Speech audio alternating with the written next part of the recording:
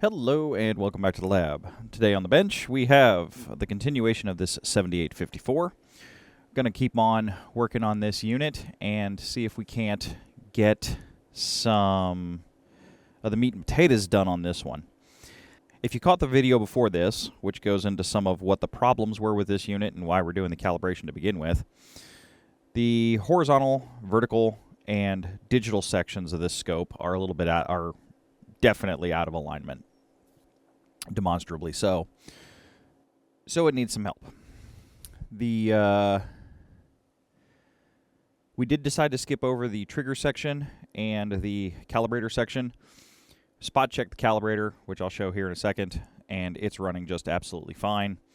And the trigger section on this scope is running absolutely fine. Those can be adjusted independently, so you do not have to go through all the sections in order, but you do have to go through each section in order. So if I'm going to do the trigger subsystem, I can do the trigger subsystem outside of doing the horizontal or the vertical. I don't have to. But if I'm going to do the trigger subsystem, I have to do the entire trigger subsystem. So this scope is not showing any signs of triggering problems, so its trigger subsystem is fine. And the calibrator is also good, so we'll take a look at that. So we can take a look at the pulse. Everything looks good here. We have a nice 106 nanosecond pulse. Very clean edge, which is what we'd look for in a calibrator.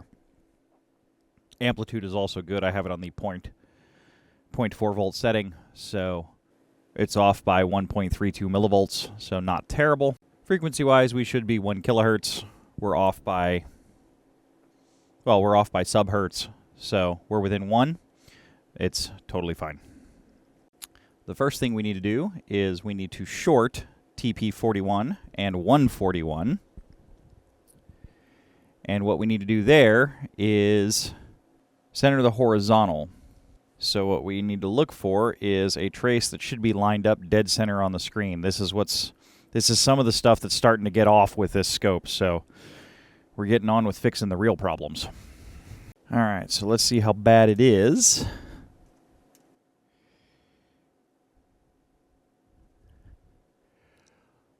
A little off, but not terrible. I expected a bit more, to be honest. We can see the thickness of the trace is a little bit biasing the left-hand side. It needs to be within 0.5 divisions. It is within half a division, so limit control R160.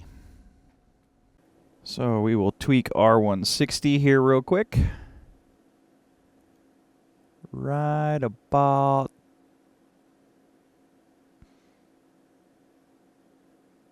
there at the center, to be honest. That looks pretty good. Now in theory, we take the jumper off and it shouldn't move.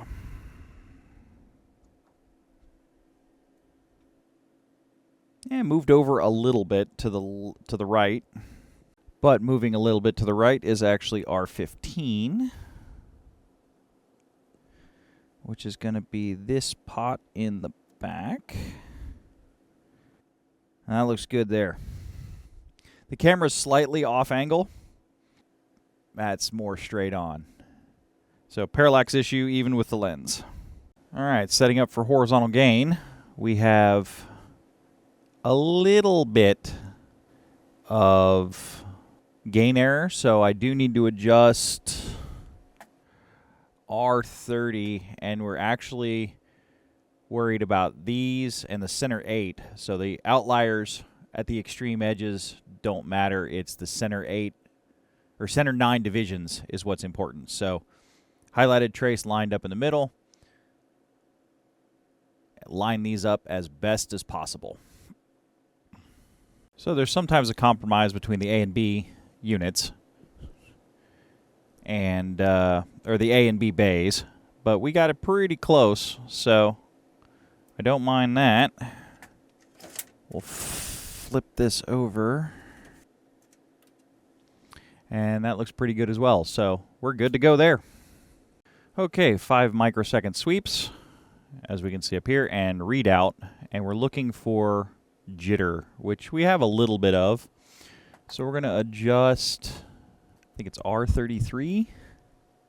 It is R33 for minimum jitter. Let's see if we can help this out a little bit.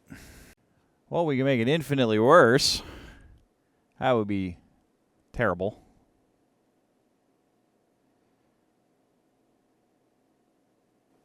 That's going to be about as good as we can get it, I think. I still see it a little bit, but it's nowhere near as bad. All right, I've upgraded the Timebase to a 7B92A that I had around the lab because in this calibration, we're going to have to go fast, but we're also going to have to calibrate, at least do a sweep calibrate of the 7B92A because I need the linearity, but to do the linearity of the frame, I have to validate the linearity of the 7B92. So we have this big circular wheel we're running, and eventually it'll tighten up enough where we'll get a good measurement. But for right now, we have to run the wheel. So what we're going to do, you guys have a bit of parallax because you're off center, but I need to be straight on center. And as we can see, so we're looking at time mark generators, 1 millisecond time marks. These are from the rubidium stabilized TG501. And we're here, and here is what we need to look at, but we need to adjust linearity. So essentially, what we're looking for is, I'm looking at the very tips of the time mark because the waveform here shoots up and then kind of comes down. Actually, we can just expand this out a little bit. And we can see that the wave shape ramps down. So the time mark is actually the vertical section, not the horizontal, or not the falling edge. It's the rising edge. So when we tighten this up, we don't want to make marks on the falling side. We need the rising edge. So we're doing it right at the very, very tips.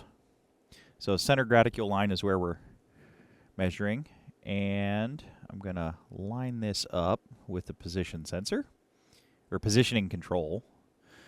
And then we need to take the sweep calibration and pull this back because we want this freshly calibrated. So we'll do this a few times.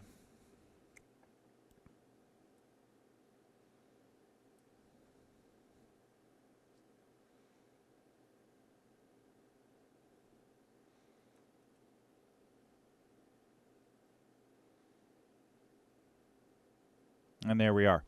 Now we are running a little slow linearity-wise, so we're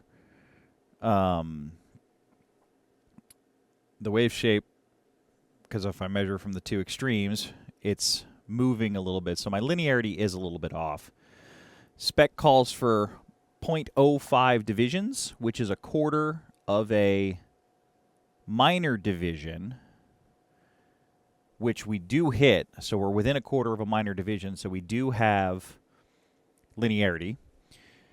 So what we need to do now is 2 nanoseconds per division sweep rate and 2 nanoseconds time marks, and we'll reset up that display.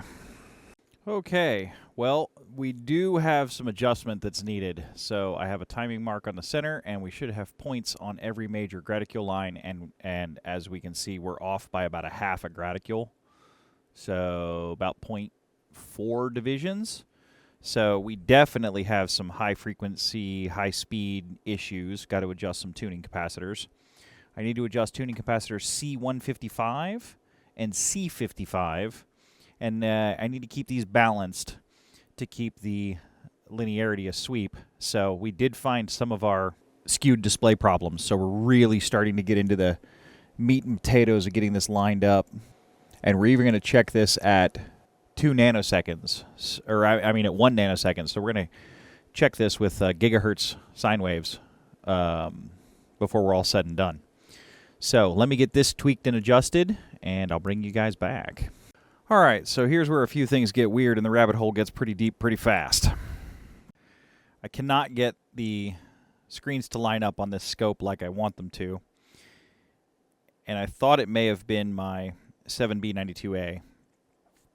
I am now not thinking it's the 7B92A because I'm supposed to go through a validation procedure in this, and I have a sticker on here that says I calibrated this plug-in before, and I calibrated this based on my 7904A, which had gone through a calibration process as well. So I should have confidence in this 7B92A, but I have a doubt.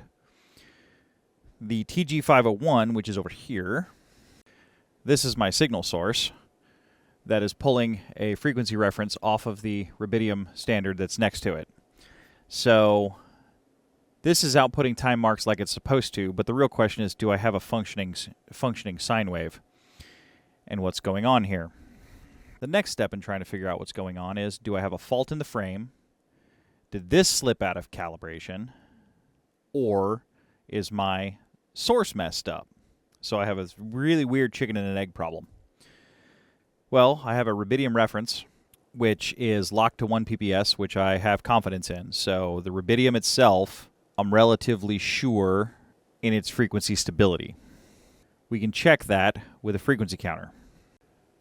At 2 nanoseconds, I should have 500 megahertz, and my Agilent 53131A is pretty agreeing with the time mark generator, and it is relatively stable. I have this on a 10-second gate time, so that's why it's taking so long to update. However, I'm also using the rubidium source as a reference. Of the clocks that I'm dealing with, I have the most confidence in the rubidium, but I still have a slight doubt.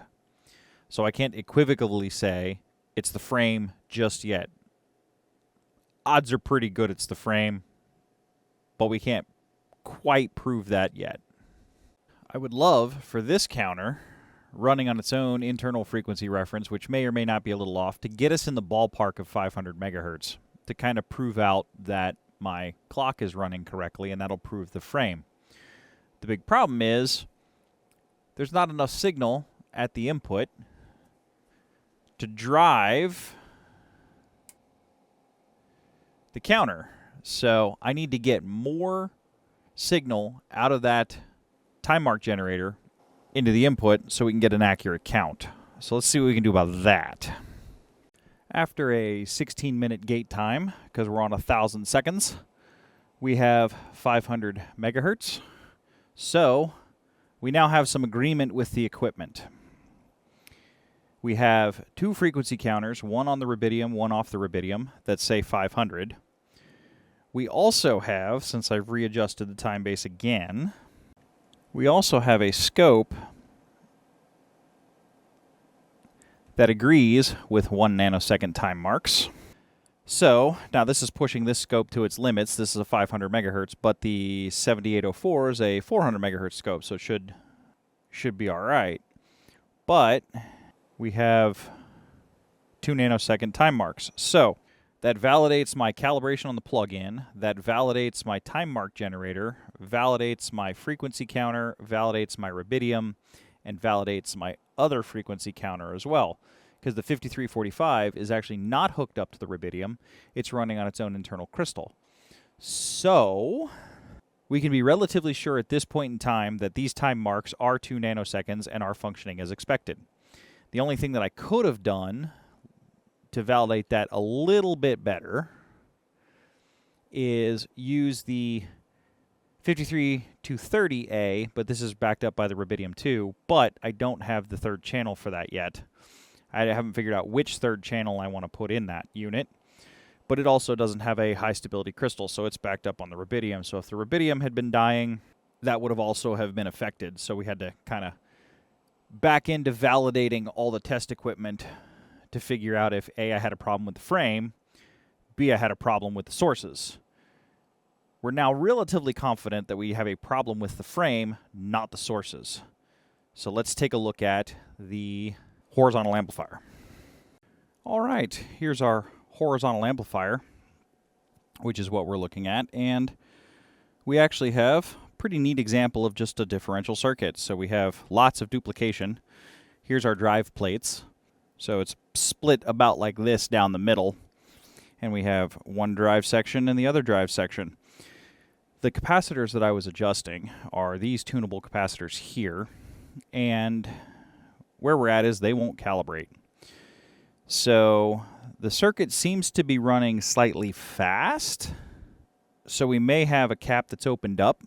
Now both of these tunable capacitors were having an effect. there's a solid cap that's parallel behind them, so the signal actually comes out of this resistor into here, and then this is the line for the final drive section right here. We have some tuning, which we'll get into in the schematic. So I'm going to reseat these transistors for one, clean this up a little bit, maybe clean the legs on those transistors, and then take a look, because with it running fast, it wants more C to slow it down to get the appropriate waveform. But even when these are fully meshed at their highest capacitance, it's still not enough. So that says I might have a problem with one of these two paralleled caps, which those are silver micas. Not the most common thing to have difficulties with. But we'll see what happens, and we'll do some component testing and measure some waveforms. And to make matters more fun, we had probe compensation issues. So if I use the Rigol probe, which I've been using substantially on the channel for quite some time, we end up with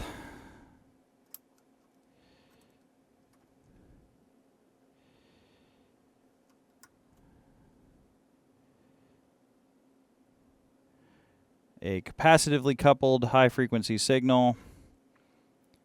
That's probe death. The witch's hat may have gone bad. The front end of the probe. Let me switch that out real quick, see if that, or actually we could just touch this. Nope. So this probe has finally died and bit the bullet on me. This was one of the probes that came with this scope. We're not going to be using that anymore because that probe is toast. Nice thing about it is there's enough compensation on some of these tech probes. I can actually use these tech probes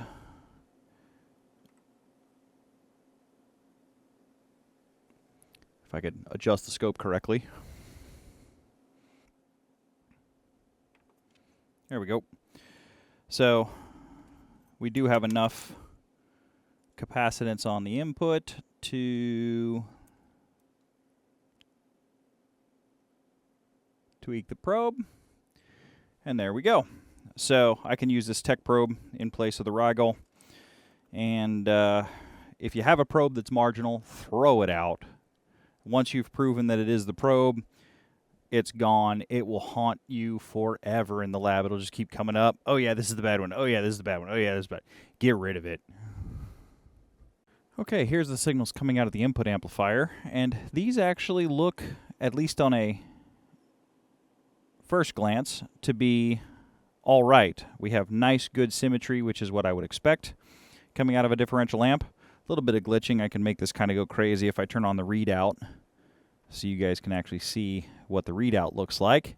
All that noise in the bottom of the trace is actually time sharing of the beam on the horizontal amplifier to put in readout and a couple of other things. So if I turn the readout off right now it's just sweep speed, and this cleans up exactly as I would expect. Little bit of it's got a little bit of glitchiness in it, like I can see a couple, but not too bad and nothing that would affect what we're going at or looking for. Now, this is the far side of the adjustment for 2 nanosecond linearity, and we are on 2 nanosecond sweep speed, so we are looking at the right speed. And this doesn't look quite right. So if I zoom in, which we're already zoomed in, you can actually see, because we were looking for time differential problems, and I do have some time differential problems. If I look at this notch, we have delay on the signal coming out the back side. So we definitely have an imbalance in these two channels, which is probably what's causing some of our issues. So let's look into cleaning up some transistors.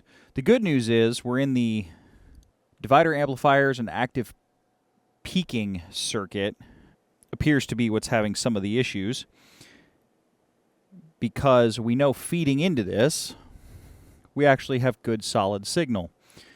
This is where our signal is getting spoiled, because the next stop's the primary drive amplifiers for the tube, and then the tube itself. So we're very, very late in the signal path here, but I'll get a schematic and talk about exactly where we are here in a second. But so that's good news. So 90% of the signal path is working.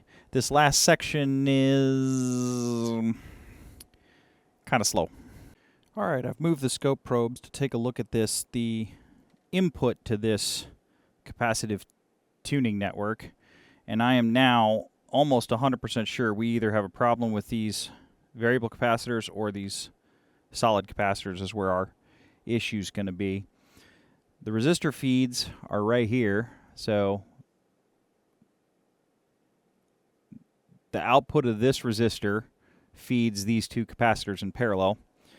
And if we look at the scope, that signal is very much looking good, nicely in phase, no lag, and a very nice differential signal. So we have a problem either with the variable capacitor, one of them may have opened up, except they both adjust, so I'm thinking it may be the fixed capacitor that's gone a little bit south. We also know which side has a problem. This far side is where the blue trace is. The yellow trace is coming from this side nearer to the camera. So this capacitor right here is probably going to be our issue. Get the 5000 out. Let's see. Capacitor series. And we'll measure these micas.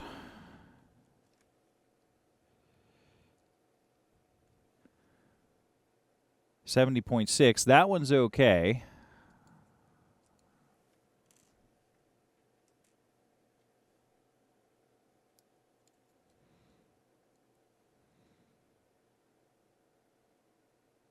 $71. This one's out of spec. So 70.7 is the highest. These were testing far worse when they were warmed up before they cooled off after I desoldered them out of the board. So those two mica caps are out of spec and out of tolerance, especially when warm. When warmed up by a soldering iron, I was getting 74, 76. So when they were warming up, they were drifting high, which was slowing down my edge speeds. The variable caps, they were testing a touch high as well, but weren't terrible. 9.8, and that's in the center of the range. So we have a good, I'm pretty sure the variables are still okay, but these micas are out of spec and out of tolerance, so there's where I'm losing my signals. So I've ordered 70s at 100 volts are hard to come by these days. So we've got 68s, 2%, 68s coming. A little bit less. We'll speed up the edges a little bit more. We can use the variables to slow them down a bit. Hopefully that'll balance out right around that 70 picofarads that the scope is looking for. So I have to wait for those to ship in, but I think we have figured out the problem with our edge speeds and why the board is running a little slow. Okay, after messing around a little bit more with those capacitors, I actually had it the wrong way. It was running a little too fast. We have to pull it back a little bit, which means I need to add a bit of capacitance, not remove capacitance. I've got it all set up, and this is, in quotes, meeting spec, but I want to show you guys something. So I did order 75 puff caps. I did find some 75 1%, and they're on their way. I had to go to a 500 volt flavor to get the 1%, but let's take a look at the horizontal board. Taking a look at the horizontal amplifier, we can see that we actually do have a problem. To get it to calibrate in a line, I had to pull the caps off the board, which increased the lead length a little bit, which actually got it to line up. However, these adjustable caps are fully meshed. There is very, very little adjustment left to get this to line up correctly and align properly. So I don't want to leave it like this. So we're going to add about 5 puff to these capacitors. That should let me back these adjustables back off. The adjustable range is nominally 1 to 15, I think. That should get the 2 nanosecond linearity a little bit better and give me recenter that adjustment. So do not want to leave it like this, even though now we know we are in pretty good shape because it is aligning, but it's at the extreme end of the adjustment, so that does need to be addressed. Sooner than I expected, the mica capacitors that I ordered showed up. We have 76.3. I ordered 10, figuring I would do a little bit of sorting. And cost-wise, couldn't order 1,000 or anything like that because these were fairly expensive caps. But nominally 76.3 picofarads at 500 volts. We're replacing 100-volt caps. These should be plenty fine. I just got to get these fitted on the horizontal amplifier board, and then we'll see if we can do our 2 nanosecond adjustment. If we can, we'll continue on and go from there. If we can't, we'll figure out what's next. Okay, well, this doesn't look too bad. These are the 2 nanosecond time marks. Obviously, not obviously, you guys don't know what I've done behind the camera. The scope is just turned on, not warmed up yet, so definitely need to give it some time to do that. But it looks like these 75s are actually going to be pretty nice. Absolute value of these capacitors is not of critical importance. What is of critical importance is that they drift together. They are matched in terms of each other. So, because it's a differential pair, keeping the differential signal matched is of importance and was of consideration when ordering and speccing these parts. Absolute value was not. So I needed 100 volts capacitors that were a matched pair as best as I could to keep the differential lines matching.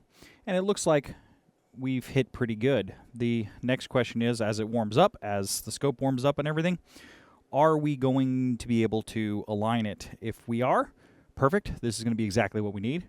If not, we'll have to figure out plan B. All right, I've got the scope tuned up a little bit, and we were able to hit the adjustment, and this is about exactly where I wanted these tuning capacitors to be on the 2 nanosecond time marks. These caps are just about half mesh, and they're evenly half meshed for each side for the differential channel. So that, I cannot ask for a better result on that. That's about perfect and exactly what I was hoping for. Now I have to let the scopes warm up, so we're just going to turn the tube off and not kill the tube, and then we'll come back and do the final alignment once all this gear's gone through its minimum of 20-minute warm-up. I'll probably give it more than that, but 20 minutes is required by the manual. Okay, to say warm-up time doesn't matter, well, that trace has moved half a division, and actually it's off a little bit at the bottom. So I had it lined up, and as the scope warmed up, the trace drifted either fast or slow, half a division, and it also needs a slight bit of readjustment, which is totally fine. We can make this happen. Let's see what we have here.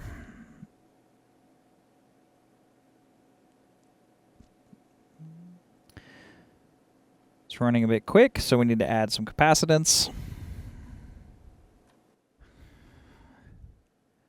Well, I think that's going to be better. So 2 nanosecond time marks are now right where they should be and right in place. Okay, 1 nanosecond time marks, not too bad. We do need to adjust the capacitor and the timing. This scope is above 31170 serial number, so we're going to have C32 and R32 are going to be our adjustments. Okay, we did have to make a little bit of a compromise. On our 500 picoseconds, the waveform is running a touch slow. On our 1 nanoseconds, the waveform is running a touch...